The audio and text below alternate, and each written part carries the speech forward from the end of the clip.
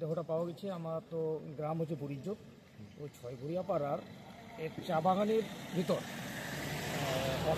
অশোক রায়, ওর বাবা তারিণী প্রসাদ রায়, তো ওর চা বাগানের ভিতর একটি মৃতদেহ পাওয়া গেছে। মানে মৃতদেহটা পাওয়া গেল যখন ওরা চা বাগানে জল দিতে গেছে, জল দেওয়ার সময় ওরা গন্ধ পায় এবং কি ওই মৃতদেহ দেখতে পায়।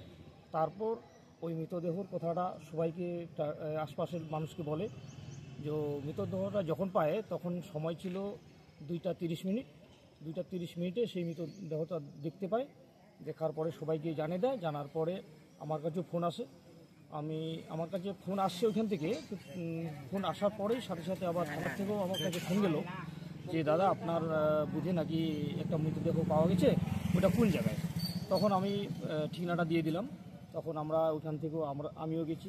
ওখানে বিএসএফ ছিল এবং কি আমাদের যে মানিকগঞ্জ আউটপোস্টের পুলিশ ওসি সেও ছিল।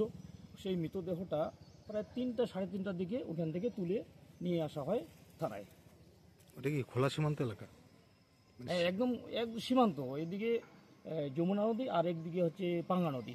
আর যে দুই নদীর যে মিলন, সেই দমুখার ওইখানেই ধরি নাও বর্ডার থেকে ধরি নাও 150 মিটার দূরে আর কি একটা চা বাগানের ভিতরে সেই বডিটা পাওয়া যায়। দেখে কি মনে হচ্ছে কতদিন আগের বডি এটা? ওইটা তো দেখতে যেটা মনে হচ্ছে যে কমসে কম 3-4 দিন আগের সেই মৃতদেহ। এটা মানে কি অবস্থায় ছিল দেহটা? দেহটা তো এমনি মানে চা বাগানের ভিতরে শুয়েই ছিল। মানে গলা কাটা অবস্থায় ছিল কি? না, ওইটা কোনো গলা কাটা অবস্থা দেখা যায়নি।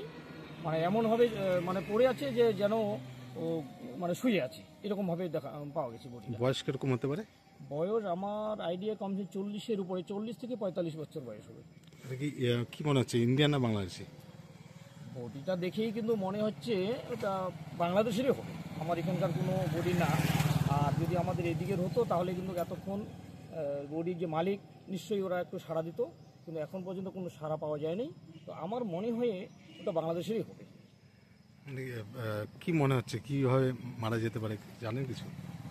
না, এটা তো আমি সঠিকভাবে বলতে পারবো না। মানে ঘটনা যে আমার যেটা মনে হয় ওর তো আত্মহত্যা তো বোঝা যাচ্ছে না, কারণ আত্মহত্যা নিজে করেনি।